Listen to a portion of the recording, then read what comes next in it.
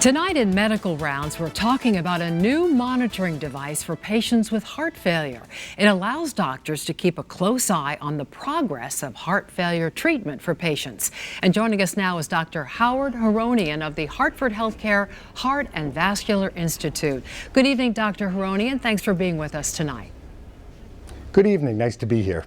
Well, first, tell us about the heart failure program at Hartford Healthcare's Heart and Vascular Institute.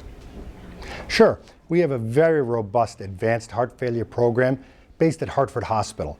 But with exciting new technology and our partner hospitals, we've been able to distribute that expertise throughout our institute, throughout the state, in fact, through 2 states. Well, what is pulmonary artery pressure monitoring, and how does that relate to the heart failure monitoring of patients? Sure. Pulmonary artery pressure monitoring is a technique where we can measure fluid buildup in the lungs of heart failure patients. It's one of the first signs we have that a heart failure patient is fluid overloaded. It occurs before symptoms, before weight gain, before swelling. So it's something that's very important to monitor if possible. Usually we can only do it in an inpatient setting, but with this technology we can do it from a patient's home.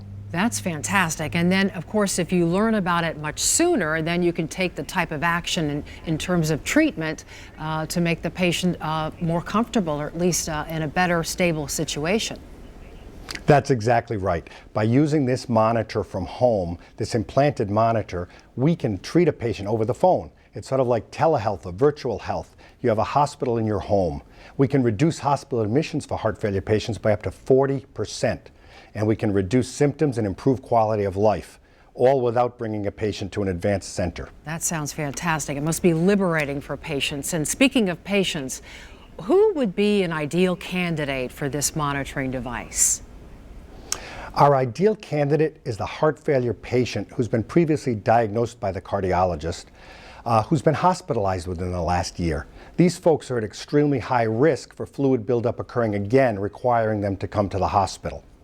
So it's those patients that we're targeting first, but we'll see some expanded indications in the future. But if we can get those high-risk patients monitored, we can prevent those patients from having to come back to the hospital. That sounds excellent. Very promising news, and we thank you so much, Dr. Haronian, for sharing this new device with our viewers.